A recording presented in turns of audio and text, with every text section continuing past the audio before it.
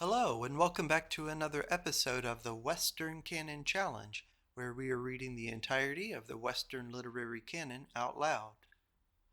Today we continue Emerson's journal collection number 27. We are in October of that year, specifically October 25th. Emerson is 33 years old, and the year is 1836. And with that said, I'll go ahead and start. October 25th. I wrote to Warren Burton thus: In the newness of bereavement we are deaf to consolation, the spirit being occupied with exploring the facts, acquainting itself with the length and breadth of its disaster when a beloved person quits our society. What we are slow to learn, we learn at last, that this affliction has no acme, and, truly speaking, no end. A passion of sorrow, even though we seek it, does not exhaust it, but there stands the irreparable fact, more grievous when all the mourners are gone than before, that our being is henceforward the poorer by the loss of all the talents and affections of another soul. We may find many friends and other and noble gifts, but this loss is nevertheless.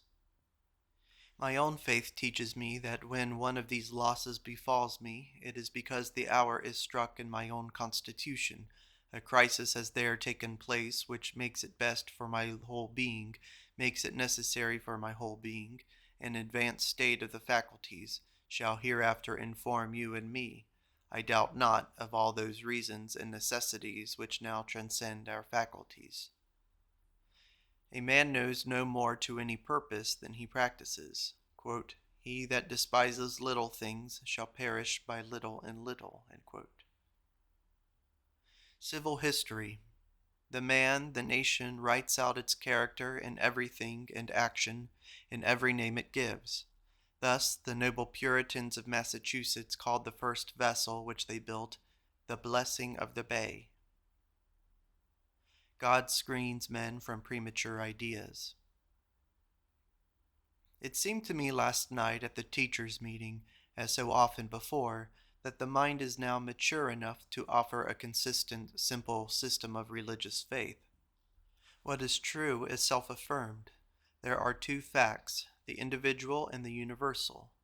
To this belong the finite, the temporal, ignorance, sin, death. To that belong the infinite, the immutable, truth, goodness, life. In man they both consist. The all is in man. In man the perpetual progress is from individual to the universal, from that which is human to that which is divine. Self dies and dies perpetually. The circumstances, the persons, the body, the world, the memory are forever perishing as the bark peels off the expanding tree. The facts so familiar to me in infancy, my cradle and porringer, my nurse and nursery, have died out of my world forever. The images of the following period are fading, and will presently be obliterated. Can I doubt that the facts and events and persons and personal relations that now appertain to me will perish as utterly when the soul shall have exhausted their meaning and use? The world is the gymnasium on which the youth of the universe are trained to strength and skill. When they have become masters of strength and skill, who cares what becomes of the masts and bars and ropes on which they strain their muscle? And what is God? We cannot say, but we see clearly enough. We cannot say because he is the unspeakable, the immeasurable, the perfect, but we see plain enough in what direction it lies. First, we see plainly that all is in man, that, as the proverb says, God comes to see us without bell. Love, freedom, power, these are of God. For all these and much more there is a general nature in which they inhere, or of which they are phases, and this is spirit. It is essentially vital. The love that is in me, the justice, the truth, can never die, and that is all of me that will not die. All the rest of me is so much death. My ignorance, my vice, my corporeal pleasure. But I am nothing else than a capacity for justice, truth, love, freedom, power. I can inhale, imbibe them forevermore. They shall be so much to me that I am nothing they all. Then shall God be all in all. Herein is my immortality, and the soul affirms with the same assurance I shall live forever, as it affirms justice shall be forever. The same absurdity is involved in the contradiction of both. Again, because the all is in man, we know that nothing arbitrary, nothing alien shall take place in the universe, nothing contrary to the nature in us. The soul is a party to everything that is, and therefore to everything that shall be done. We pronounce, therefore, with the voice of fate, that such and such things must be, that such and such other things are impossible. Never need we ask Calvin or Swedenborg, never need we ask Moses or the prophets, if we are in danger or what God will do. There is God in you. Whilst God is external to the soul, it can never be safe or serene, because uncertain what may befall, but having learned to see God far within itself, it shall now be informed of all and is pervaded with a great peace. Quote, if our hearts condemn us, God is greater than our hearts, and knoweth all things. If our hearts condemn us not, then we have confidence toward God. The all is in man. Ask no idle questions concerning the nature or deeds of Christ. See thou do it not. He is thy fellow worshipper, and all power belongeth unto God. Seest thou not, dear brother, what joy and peace flows out of this faith? October 27th. Do they not make a bridge somewhere of such construction that the strength of the whole is made to bear the strain on any one plank? Do they not charter banks on the provision that the entire property of all the stockholders is accountable for every dollar of their issue? Such a bridge, such a bank is a man. Quote, he who calls what has vanished back again into being enjoys a bliss like that of creating. Hare and Thirlwall's Niebuhr Apud Lyle. The present age, distinguished by the study of organic remains. The ancients studied not, but formed them. It is a type of our reflective character. Well, solid learning is got from the fossils, and solid wisdom shall be got from the reflection. Geology teaches in a very impressive manner the value of facts and laws of our learning from nature. Plain, staring facts that have always been under everybody's foot, the slab of the pavement, the stone of the wall, the side of a hill, the gravel of the brook, in these crypts has nature deposited her secret, and notched every day of her thousand millenniums. A wood sawyer may read it. The facts are capable of but one interpretation, as the rings on the tree or on the cow's horn record every year of their age. No leaps, no magic, eternal tranquil procession of old, familiar laws, the wildest convulsions never overstepping the calculable powers of the agents, the earthquake and geyser, as the perfect results of known laws as the rosebud and the hatching of a robin's egg, and a perpetual solicitation of man's faculties to read the riddle is made by the prominence and the beauty of the mountains and the streams under the sun and the moon, meeting him everywhere in his daily walk. Meantime, by these archaic calendars of the sun and the internal fire, of the wash of rivers and oceans for durations inconceivable, by Chimborazo and Mont Blanc and Himalaya, these monuments of nature and pyramids of the elements, by the side of this silent procession of brute elements, is the poem of man's life. Much of the process she conceals in her secret shop. Her architecture is commenced and perfected in darkness and under sea. Under the ooze of the Atlantic she builds her basalts and pours melted granite like warm wax into fissures of clay and lime. And when the deposits of 1,000 rivers have strewn the bed of the ocean with every year a new floor of spoils, she blows her furnace with a gas and lifts the bed of the ocean above the water, and man enters from a boat and makes a fire on the new world and worships God thereon, plants a field and builds a school. October 29th. This very plagiarism to which scholars incline, and it is often hard to acknowledge a debt, arises out of the community of mind. There is one mind, the man of genius apprises us not so much of his wealth as of the commonwealth.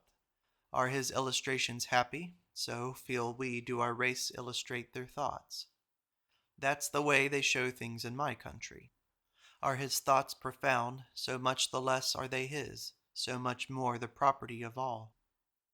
I have always distinguished Samson Reed's oration on genius and Collins's ode on the passions and all of Shakespeare as being works of genius, inasmuch as I read them with extreme pleasure and see no clue to guide me to their origin, whilst Moore's poetry or Scott's was much more comprehensible and subject to me. But as I became acquainted with Samson Reed's books and lectures, the miracle is somewhat lessened in the same manner as I once found that Burke's was. As we advance, shall every man of genius turn to us the axis of his mind. Then shall he be transparent, retaining, however, always the prerogative of an original mind, that is, the love of truth and God, and not the love of truth for the market. We shall exhaust Shakespeare.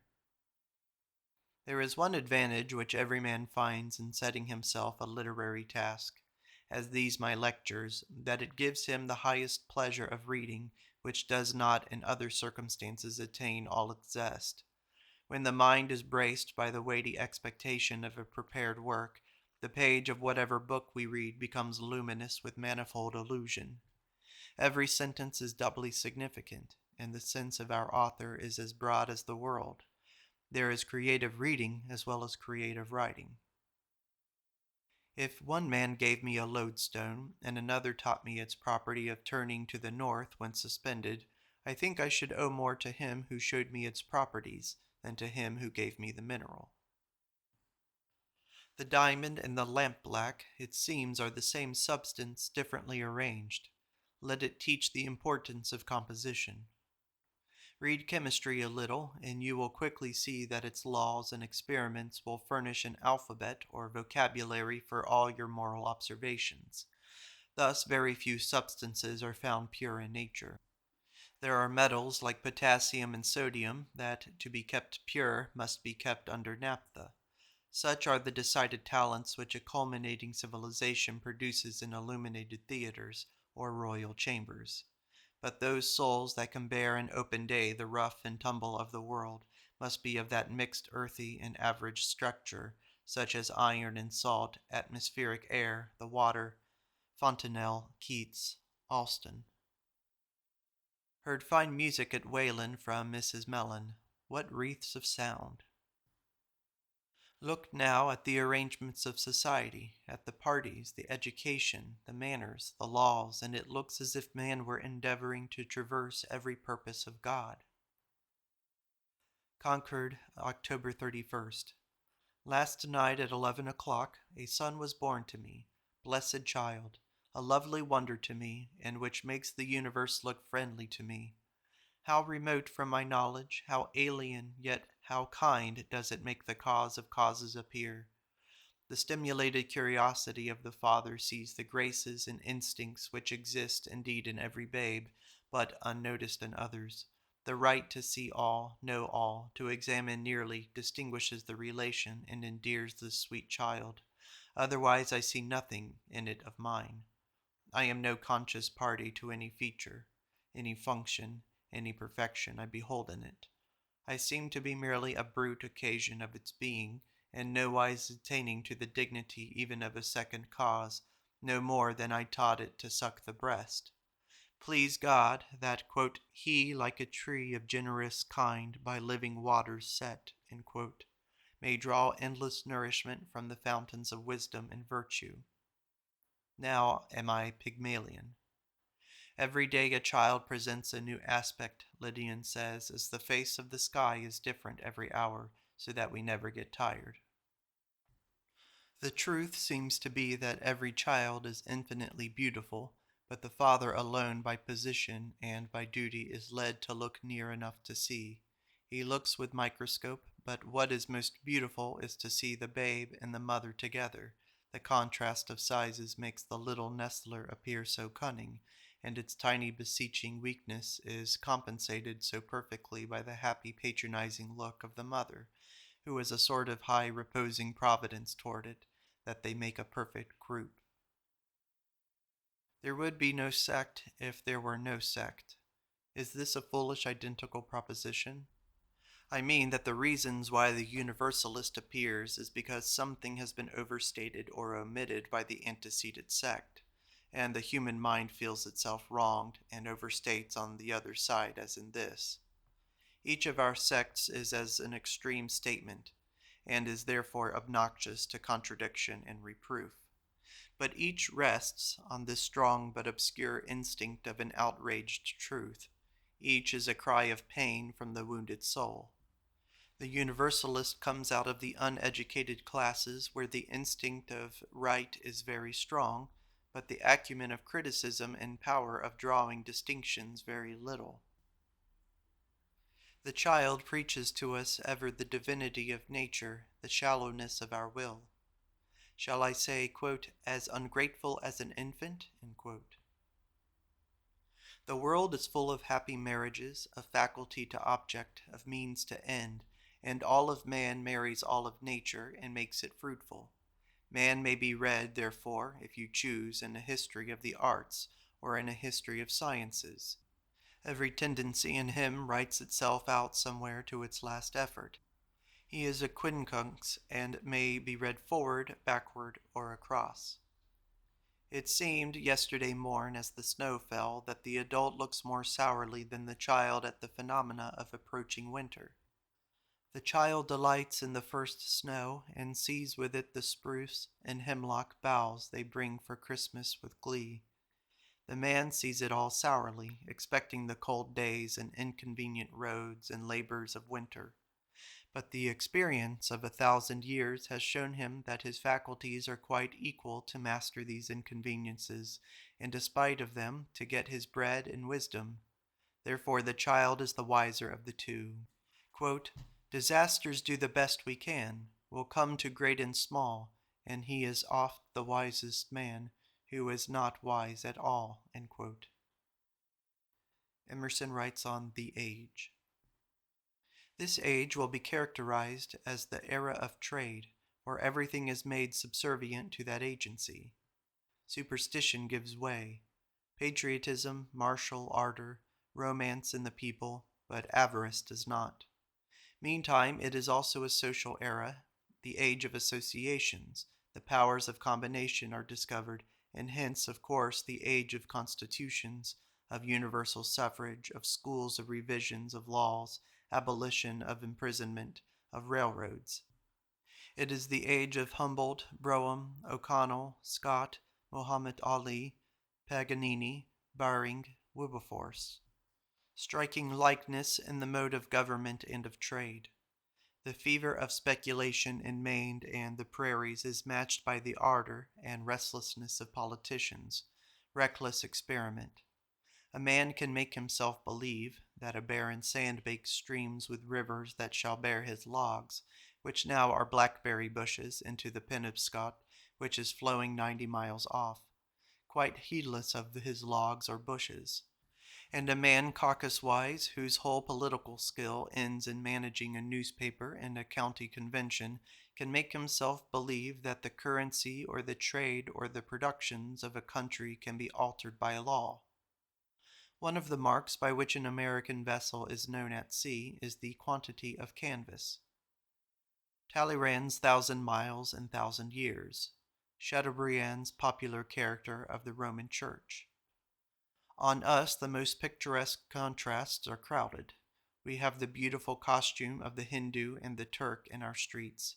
Our labor is done by the African. Here are some present who have seen the Pacific Islands and the Chinese.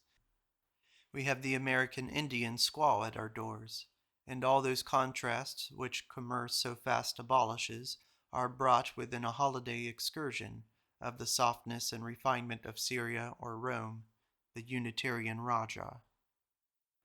The founding of cities, to which the course of rivers, the richness of soils, and the meridians of climate predict enormous growth, we see laid. We see the camp pitched and the fire lighted which shall never be extinguished until great natural revolutions set a limit to human empire. We are come up to nature's feast, but the careful mother has long made prospective provision for our entertainment. Many thousand years has the land we dwell on been preparing for our habitation. The wood of our fire, the trees were planted many years before most of us were born. The peat of the vegetable had been crystallizing for 1,000 years to form the basket of coals which this moment warms us. Ocean is of all things the kind Genesis. Plutarch. I ought not to forget in characterizing Charles the things he remarked and loved in nature. G.B.E. truly said, quote, "We shall think of him when the June birds return." End quote. The birds he loved and discriminated and showed them us. So the pleasing effect of the gray oak leaf on the snow pleased him well. Next it was, he said, in liveliness to green and white of pine tree and snow. Like my brother Edward, Charles had a certain severity of character which did not permit him to be silly, no, not for moments, but always self-possessed and elegant, whether morose or playful, no funning for him or for Edward. It was also remarkable in Charles that he contemplated with satisfaction the departure of a day. "Another day is gone, I am thankful," he said, and to Elizabeth Hoare, "Put me by the world wheels, and if I wouldn't give them a twirl." November 5th. The reality which the ancient mind attributed to all things equally to the fictions of the poets and to the facts observed by their own eyes is most remarkable. For Neptune, though he came last into the assembly, and Minerva seems to have that assigned her which is next Jupiter himself, Pindar plainly says, quote, "She sits just next to the thunder-breathing flames," end quote. Says Plutarch in describing the etiquette of a feast of his own. See Morals, Symposiacs, Question 2. Then they charm me with their taste, their wantonly beautiful superstitions. Thus, some that put borage into wine, or sprinkle the floor with water in which vervain and maidenhair have been steeped, as good to raise mirth and jollity in the guests, etc. Symposiacs, Question 1. They seem to be no transcendentalists, to rest always in the spontaneous consciousness. This day I have been scrambling in the woods, and with help of Peter Howe, I have got 6 hemlock trees to plant in my yard, which may grow whilst my boy is sleeping. November 7th. Sleep for 5 minutes seems an indispensable cordial to the human system. No rest is like the rest of sleep. All other balm differs from the balm of sleep, as mechanical mixture differs from chemical. For this is the abdication of will and the accepting of a supernatural aid. It is the introduction of the supernatural into the familiar day. If I have weak or sore eyes, no looking at green curtains, no shutting them, no cold water, no electuaries of certain virtue. Whatever my will doth seems tentative. But when at last I wake up from a sound sleep, then I know that he that made the eye has dealt with it for the time, and the wisest physician is he. November 8th. I dislike to hear the patronizing tone in which the self-sufficient young men of the day talk of ministers, adapting their preaching to the great mass. Was the sermon good? Oh yes, good for you and me, but not understood by the great mass. Don't you deceive yourself, say I. The great mass understand what's what, as well as the little mass. The self-conceit of this tone is not more provoking than the profound ignorance it argues is pitiable. The fit attitude of a man is humble wonder and gratitude, a meek watching of the marvels of the creation, to the end that he may know and do what is fit. But these pert gentlemen assume that the whole object is to manage the great mass, and they forsooth are behind the curtain with the deity, and mean to help manage. They know all, and will now smirk and maneuver, and condescendingly yield the droppings of their wisdom to the poor people. Emerson writes on The Antique. A man is the prisoner of ideas, and must be unconscious. Every man is unconscious, let him be as wise as he may, and must always be so until he can lift himself up by his own ears. I have read in English, for want of thee, dear Charles, this afternoon the Ajax and the Philoctetes of Sophocles, of which plays the costly charm is that the person speaks simply. A great boy, a great girl with good sense is a Greek. Webster was a Greek when he looked so good-humoredly at Major Ben Russell at a caucus once. Beautiful is the love of nature in Philoctetes. Under the great and permanent influences of nature, all others seem insignificant. I think we make rather too much of the Greek genius. As in old botanical gardens, they turn up in the soil every now and then seeds that have lain dormant for ages, and as in families, they say a feature will sometimes sleep for 100 years and then reappear in a descendant of the line. So I believe that this Greek genius is ever reappearing in society, and that each of us knows one or more of the class. Aunt Mary is a Greek, and I have more in memory. Every child is a Greek. Yet as I looked at some wild, tall trees this afternoon, I felt that nature was still inaccessible, that for all the fine poems that have been written, the word is not yet spoken that can cover the charm of morning, or evening, or woods, or lakes, and tomorrow something may be uttered better than any strain of Pindar or Shakespeare. A wife, a babe, a brother, poverty, and a country which the Greek had, I have. See the naivety of Xenophon's account of horse troops, Anabasis. Is there not an improvement in modern medicine whereby the physician exhibits a very small portion of the drug with like effect as a large portion formerly? That were a right modern improvement, characteristic of our history. November 10th. For form's sake, or for wantonness, I sometimes chaffer with the farmer on the price of a cord of wood. But if he said $20 instead of 5, I should think it cheap when I remember the beautiful botanical wonder, the bough of an oak, which he brings me so freely out of the enchanted forest where the sun and water, air and earth and God formed it. In like manner I go joyfully through the mire in a wet day and admire the inconvenience, delighted with the chemistry of a shower. Live in the fields, and God will give you lectures on natural philosophy every day. You shall have the snow bunting, the chickadee, the jay, the partridge, the chrysalis, and wasp for your neighbors.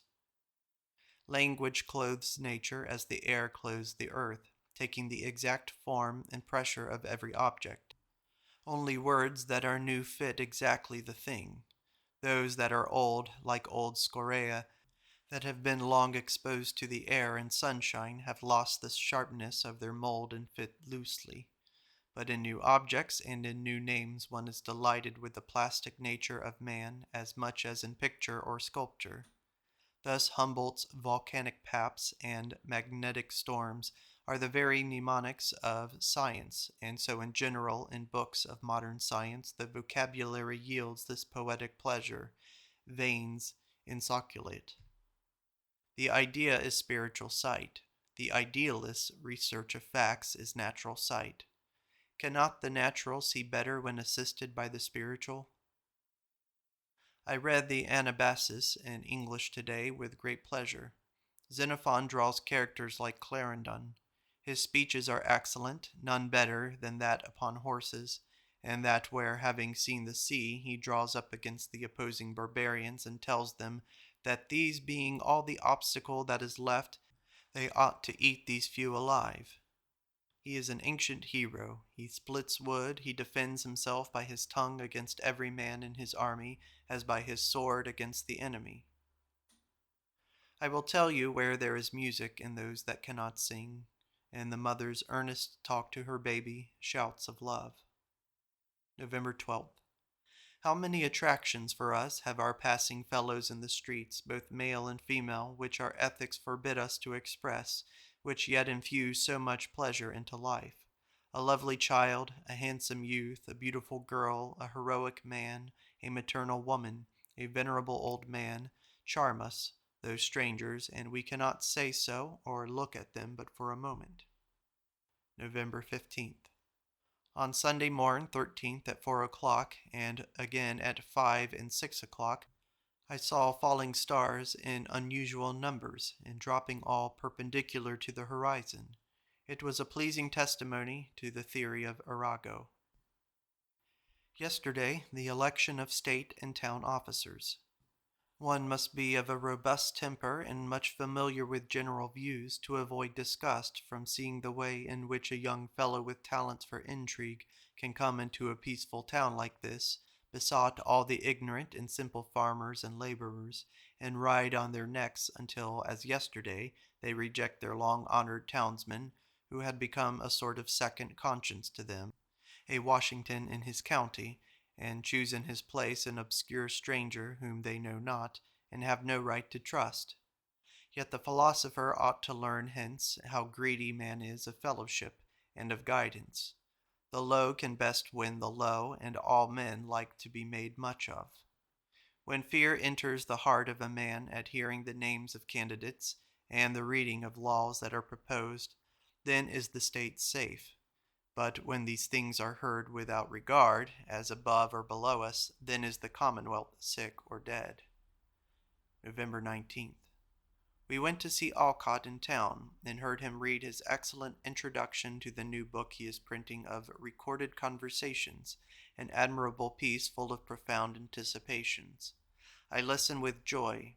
I feel how much greater it is to hear and receive than to speak or do. Every description of man seems at the moment to cover the whole ground and leave no room for future poets. But it is as Goethe said, 20 great masters have painted the Madonna and Child, but not one can be spared, and no two interfere. We talked of the men of talent and men of genius and spared nobody. I acknowledge at once the better gifts of this and that friend who yet lack in my judgment the great gift whereby alone they can become of great value to me, namely, the simple sight of universal truth. These young men, it seems, now go away and count our little club arrogant and hurtful. I said to Alcott that I thought the great man should occupy the whole space between God and the mob. Thus did Jesus, dwelling in mind with pure God, and dwelling in social position and hearty love with fishers and women. Thus did Shakespeare, the great Englishman, drawing direct from the soul at one end, and piercing into the play-going populace at the other. The one yokes him to the real, the other to the apparent. At one pole is reason, at the other common sense. Plotinus united with God is not united with the world. Napoleon, Rothschild, Falstaff united with the world have no communion with the divine. Remember in this connection the old woman of Moliere, the aunt of genius. The poet, the moralist, have not yet rendered us their entire service when they have written and published their books. The book and its direct influence on my mind are one fact, but a more important fact is the verdict of humanity upon it, a thing not suddenly settled, and in the case of great works, not for an age. Not until the French Revolution is the character of Locke's essay on the human understanding finally determined. We form opinions in the first place upon the talents of a writer, but the creeping ages bring with their verdict so much knowledge of the nature of man.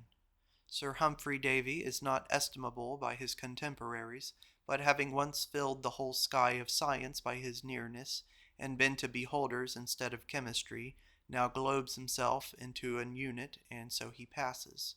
Once he was chemistry, now he is Davy. November 21st. I read with pleasure this morning Everett's notice of Bentley in the North American Review for October 1836. The beautiful facts are that Bentley, having published conjectural emendations of Homer in opposition to all known manuscripts, his nephew finds at Rome 16 years afterwards more correct manuscripts in which his conjectural readings are exactly confirmed. And Wheeler and Spon, two learned travelers, having separately copied and published an inscription on an ancient temple of Jupiter at the entrance of the Euxine, Chisel corrected it and published it in his Antiquities Asiatica. Bentley undertook to restore the 8 lines to their original form. Chisel received some and rejected some of his emendations. In 1731, the original marble was brought to England and found to coincide precisely with Bentley's conjectural emendations. He had said he thought himself likely to live to 80, which was long enough to read everything that was worth reading. And then there is an untranslated Latin inscription here. He compared himself in old age to an old trunk which, if you let it alone, will last a long time, but if you jumble it by moving, will soon fall to pieces. He had a club which consisted of Sir Christopher Wren, Sir Isaac Newton, Evelyn, John Locke, and himself. Here is his epitaph on Newton, and it is also untranslated Latin. November 25th. Nothing is useless. A superstition is a hamper or basket to carry useful lessons in. I told Miss Peabody last night that Mr. Coleridge's churchmanship is thought to affect the value of his criticism, etc. I do not feel it. It is a harmless freak, and sometimes occurs in a wrong place, as when he refuses to translate some alleged blasphemy in Wallenstein. Some men are affected with hemorrhage of the nose. It is of no danger, but unlucky when it befalls where it should not, as at a wedding or in the rostrum. But Coleridge's is perfectly separable. I know no such critic. Every opinion he expresses is a canon of criticism that should be writ in steel, and his italics are italics of the mind. Here are 2 or 3 facts plain and clear. That histories are not yet history, that the historian should be a philosopher, for surely he can describe the outward event better, if assisted by the sight of the cause. Historians are men of talents and of the market, and not devout, benevolent, with eyes that make no walls. That history is written to enhance the present hour, that all history is to be written from man, is all to be explained from the individual history, or must remain words. We, as we read, must be Romans, Greeks, barbarians, priest and king, martyr and executioner, or we shall see nothing, keep nothing, learn nothing.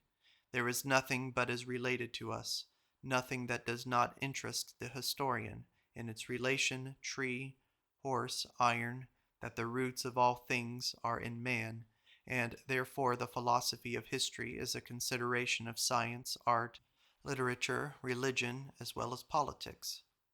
Sallust, I think, said that men would put down to the account of romance whatever exceeded their own power to perform, a very safe and salutary truth.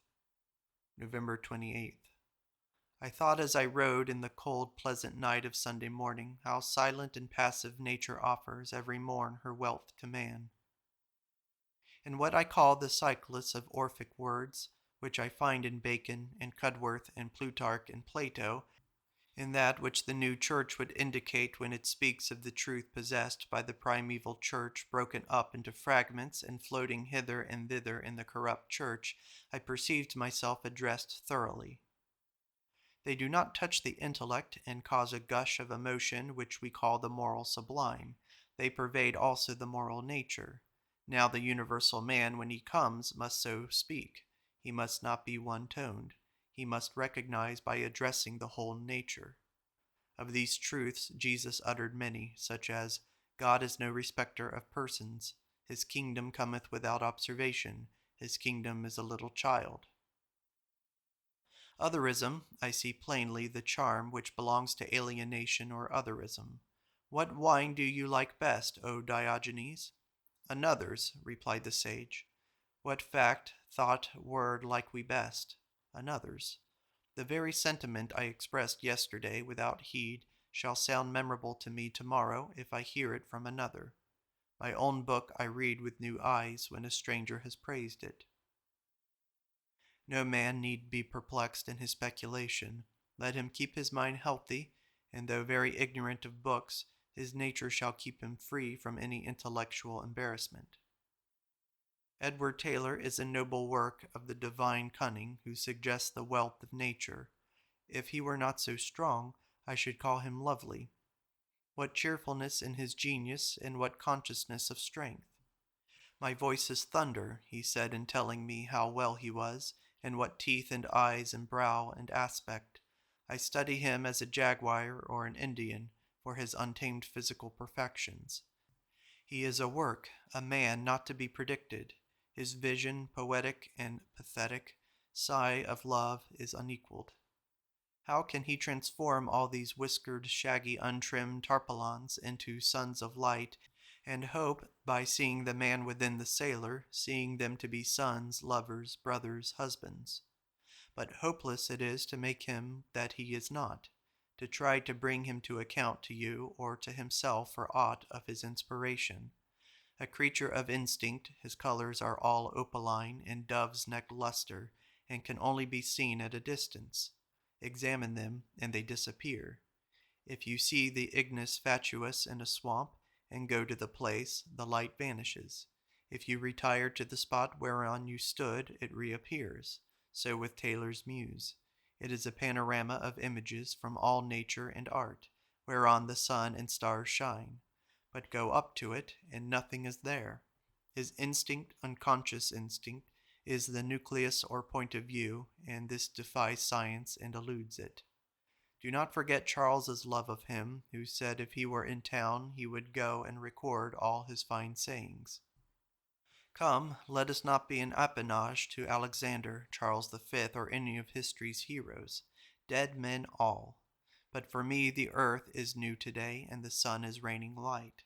The doctrine of the amiable Swedenborgian and of the subtle Goethe is that we murder to dissect, that nature has told everything once, if only we seek the fact where it is told in colossal. Therefore are so manifold objects to present each fact in capital somewhere. What else is history? We see not the perspective of our own life. We see the ruts, pebbles, and straws of the road where we walk, but cannot see the chart of the land. We are not sufficiently elevated with respect to ourselves to comprehend ourselves. Our own life we cannot subject to the eye of the intellect.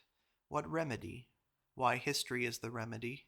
Its volumes vast have but one page. It writes in many forms but one record, this human nature of mine. Like as the signs of the zodiac, the crab, the goat, the scorpion, the balance, the water pot, have lost all their meanness when hung in the blue spaces of the Empyrean from an unrecorded age, so I can see the familiar and sordid attributes of human nature without emotion as objects of pure science, when removed into the distant firmament of time. My appetites, my weaknesses, my vices, I can see in Alexander, Alcibiades, and Catiline, without heat, and study their laws without anger, or personal pique, or contrition. Scythian, Hebrew, and Gaul serve as algebraic exponents, in which I can read my own good and evil without pleasure and without pain. Whilst thus I use the universal humanity, I see plainly the fact that there is no progress to the race, that the progress is of individuals. One element is predominant in one, another is carried to perfection in the next. Art in the Greek, power in the Roman, piety in the Hebrew, letters in the Old English, commerce in the Late English, empire in Austria, erudition in Germany, free institutions in America, but in turn the whole man is brought to the light. It is like the revolution of the globe in the ecliptic.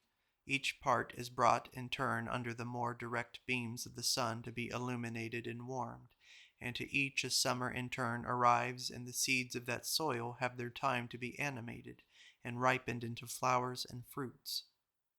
Mr. Colburn told me he did not understand history. The historian should be a religious man and have knowledge of the real, and not alone of the apparent in man's nature. All histories are memoirs pour survivre. History must be rewritten. The fact is the phenomenon in nature. The principle is the fact in spirit, and transcends all limits of space and time. All history is in the mind, as thought long before it is executed. The child, I think, Hope, should be painted with an infant on her arm. November 29th. A beautiful object at this season in the oak woods on the way to Goose Pond is the carpet formed entirely of oak leaves thickly strewn and matted so as entirely to cover the ground. Where snow has fallen, the contrast of the colors is still better. Fire is the sweetest of sauces, said Prodicus. It is remarkable that the greater the material apparatus, the more the material disappears, as in Alps, in Niagara, in St. Peter's, and Naples. There is no more chance goes to making towns than to making quadrants. Knowledge of business and the world tend to acquaint a man with values. Every minute of the day a good workman is worth something in dollars and cents. The novice thinks this and that labor is of quite inappreciable value. It is so little like a bushel of corn, or so short in time in the doing. So ought men to feel about character and history. The most fugitive deed or word, the mere air of doing a thing, the intimated purpose, expresses character, and the remote results of character are civil history and events that shake or settle the world. If you act, you show character. If you sit still, you show it. If you sleep. But in analyzing history, do not be too profound, for often the causes are quite superficial. In the present state of Spain, in the old state of France, and in general in the reigns of terror, everywhere there is no idea, no principle. It is all scrambling for bread and money. It is the absence of all profound views, of all principle. It is the triumph of the senses, a total skepticism. They are all down on the floor, striving each to pick the pocket or cut the throat that he may pick the pocket of the other, and the farthest view the miscreants have is the next tavern or brothel where their plunder may glut them. If presently one among the mob possesses ulterior aims, and these inspire him with skill, he masters all these brutes as oxen and dogs are mastered by a man, and turns them to work for him in his thought. November 30th. Quote, thus, when the gods are pleased to plague mankind, to our rash hands our ruin is assigned. End quote. Moore's Life of Sheridan is a flagrant example of a book which damns itself. He writes with the manifest design of securing our sympathies for Sheridan, our tears for his misfortunes and poverty, our admiration for his genius, and our indignation against the king and grandees who befriended that butterfly in his prosperity and forsook him in his jail. He details the life of a mean, fraudulent, vain, quarrelsome play-actor, whose wit lay in cheating tradesmen, whose genius was used in studying jokes and bon mots, at home for a dinner or a club, who laid traps for the admiration of coxcombs, who never did anything good and never said anything wise. He came, as he deserved, to a bad end. The contrast between him and Burke is very instructive, and redounds to the praise of one and the infamy of the other. Moore involves himself in the ruin and confusion of his culprit. December 2nd. The present state of the colony at Liberia is a memorable fact. It is found that the black merchants are so fond of their lucrative occupations that it is with difficulty that any of them can be prevailed upon to take office in the colony. They dislike the trouble of it. Civilized arts are found to be as attractive to the wild Negro as they are disagreeable to the wild Indian. December 3rd. I have been making war against the superlative degree in the rhetoric of my fair visitor. She has no positive degree in her description of characters and scenes. You would think she had dwelt in a museum where all things were extremes and extraordinary. Her good people are very good, her naughty so naughty that they cannot be eaten. But beside the superlative of her mind, she has a superlative of grammar which is suicidal and defeats its end. Her minds are most perfect, most exquisite, and most masculine. I tell her the positive degree is the sinew of speech, the superlative is the fat. Surely all that is simple is sufficient for all that is good, said Madame de Staël. December 6th. Look then at history as the illustration by fact of all the spiritual elements. Stand before each of its tablets with the faith.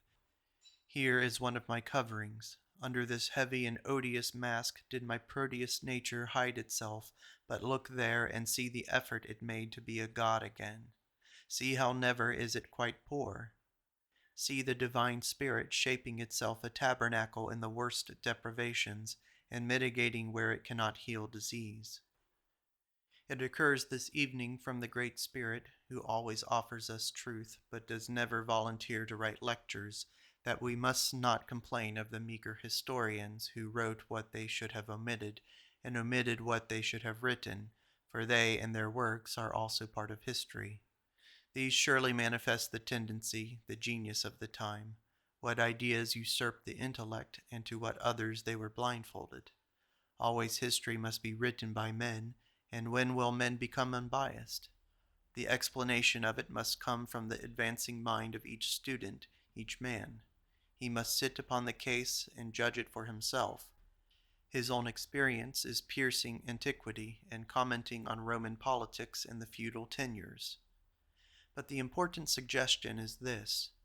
You say the human mind wrote on the world history, that is, did it, and now the same mind must explain it. And because every man is potentially universal, and wherever he is doing right is becoming universal, therefore must everyone, out of principles and his constitution, interpret the Persian invasion, the institution of the Macedonian phalanx, and the Eleusinian mysteries. Very well, granted. But I add, if there is unity in the human mind which originated all this wild variety of actions, then, wild as they seem, they must all proceed after a regular and graduated plan which will only disclose itself to our future thought. The great fault of history is that it does not portray man for me. It presents me with an Alaric or a Bourbon, with fighters or lawmakers, but it does not satisfy this great ideal we contain or which contains us. But now, when so many toiling ages have turned to the sun all sight of man, shall we not have pictures that are panoramic? Shall not the great and noble laws of the human being meet us in representations of him? But when I look for the soul, shall I find a Jackson Caucus? It seems to me that always he is described from a point too low, his essential characteristics are not recognized, this stupendous fact of the identity, radical identity of all men, the one mind which makes each the measure of all, which makes each intelligible to all, and him most so who has striven to cleanse out of his thought every personal, parental, patrial tinge, and utter the bare thought. Then that other fitness and co-nature with all beings, and so, I hope, his relation to all things, to science, to art, to men, to young and old, to books and churches, will be made to appear. December 10th. Pleasant walk yesterday, the most pleasant of days. At Walden Pond I found a new musical instrument, which I call the ice harp. A thin coat of ice covered a part of the pond, but melted around the edge of the shore. I threw a stone upon the ice, which rebounded with a shrill sound, and falling again and again, repeated the note with pleasing modulation. I thought at first it was the peep-peep of a bird I had scared. I was so taken with the music that I threw down my stick and spent 20 minutes in throwing stones single or in handfuls on this crystal drum. At night, with other friends, came Shackford, with a good heart and inquisitive mind. He broached the question out of Brownson's book of the positiveness or the entity of moral evil, which I gladly and strenuously denied, as a corollary to my preceding night's discourse on the unity of mind. There is one mind in many individuals. I maintain that evil is merely privative and not absolute. Do you not see that a man is a bundle of relations, that his entire strength consists not in his properties, but in his innumerable relations? If you embrace the cause of right, of your country, of mankind, all things work with and for you, the sun and moon, stocks and stones. The virtuous man and the seeker of truth finds brotherhood and countenance and so far forth in the stars, the trees, and the water. All nature cries to him, all hail. The bad man finds opposition, aversation, death in them all. All mankind oppose him. No whisper from secret beauty or grandeur cheers him. The world is silent, the heaven frowns. What is that star to him which prompted a heroic sentiment of love in the hero?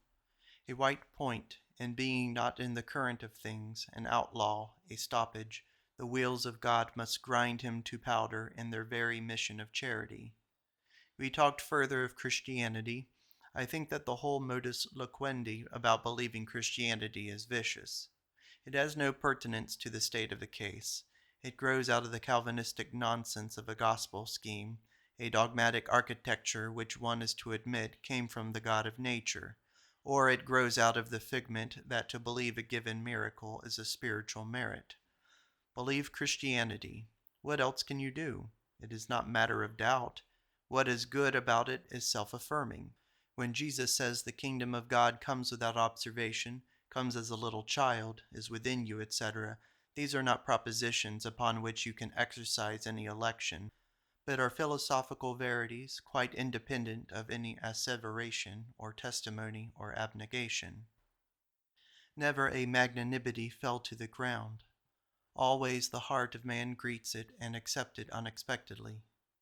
A thought in the woods was that I cannot marshal and insert in my compositions my genuine thoughts, which are in themselves vital and life-communicating. The reason is, you do not yet take sufficiently noble and capacious views of man and nature, whereinto your honest observation would certainly fall, as physical phenomena under chemical or physiological laws. Rhetoric. I cannot hear a sermon without being struck by the fact that amid drowsy series of sentences, what a sensation a historical fact, a biographical name, a sharply objective illustration makes. Why will not the preacher heed the admonition of the momentary silence of his congregation, and often what is shown him, that his particular sentence is all they carry away? Is he not taught hereby that the synthesis is to all grateful, and to most indispensable of abstract thought and concrete body? Principles should be verified by the adducing of facts and sentiments, incorporated by their appropriate imagery. Only in a purely scientific composition, which by its text and structure addresses itself to philosophers, is a writer at liberty to use mere abstractions. A preacher should be a live coal to kindle all the church. I wrote elsewhere of composition, yet today the old view came back again with new force on seeing and hearing about King's College, Cambridge, that it is what is already done that enables the artist to accomplish the wonderful. That hall is covered with a profusion of richest fanwork and solid stone, to which a charming tint is given by the stained glass windows. The artist who has this talent for delicate embellishment and splendid softening tints has not usually the talent for massive masonry and cyclopean architecture. One man built a church on solid blocks, able to uphold a mountain. Another took advantage of this alpine mass to spring an airy arch thereon. A third adopted this foundation and superstructure, the fruit of talents not his own, and converted the rigid surface into garlands and lace.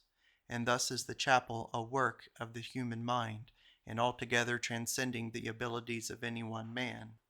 This is my belief of written composition, that it can surpass any unwritten effusions of however profound genius, for what is writ is a foundation of a new superstructure, and a guide to the eye for new foundation, so that the work rises, tower upon tower, with ever new and total strength of the builder. Ecclesiastical manners. There is one mind, and every man is a porch leading into it. Prayer is an address to it. Religion is the self-respect of this mind. But to be its organ is so much that a man should never in any act, least of all in a religious rite, have any trick or sneaking apologetic scraping or leering, demure depressing of the eyes, or any hypocritical nonsense. Let him never, when perfect beauty and wisdom are addressed in a high act of the abstract soul, palter, or do aught unmanly, but, inspired with a noble daring, let him then most feel the majesty of being, and, though he be a beggar, let him behave himself greatly. Antique. Our admiration of the antique is not admiration of the old, but of the natural. We admire the Greek in an American plowboy often. Nothing is more melancholy than to treat men as pawns and ninepins. If I leave out their heart, they take out mine. But speak to the soul, and always the soul will reply. To treat of the nature of things is to show his life in a new glory to every man, when he sees he is no sport of circumstances, but that all nature is his friend, and he is related to nature so great that, if his private selfish good suffer shipwreck, he yet must rejoice. Yet do you think a dinner brings a man less surely home than would a sheriff, or that hatred less surely removes him from another than a chain of mountains? A man's wife has more power over him than the state has. Mr. Webster never loses sight of his relation to nature. The day is always part of him. But, Mr. President, the shades of the evening which close around us admonish us to conclude, he said at Cambridge. I noticed George Herbert's identification of himself with Jewish genius. List, you may hear great Aaron's bell, Aaron's dressed, and the like. It reminds me of that criticism I heard in Italy of Michelangelo, vis-a-vis that he painted prophets and patriarchs like a Hebrew, that they were not merely old men in robes and beards, but a sanctity and the character of the Pentateuch and the prophecy were conspicuous in them. Light and music are analogous in their law. Light is merely arithmetic and geometry painted or diagrammatized. A musician draws a picture on air. Norris. Vitruvius, though an architect, should be a musician. Architecture elevates mathematical laws to rules of beauty. American Encyclopedia. This is the end of Emerson's journal collection number 27. Thank you for listening.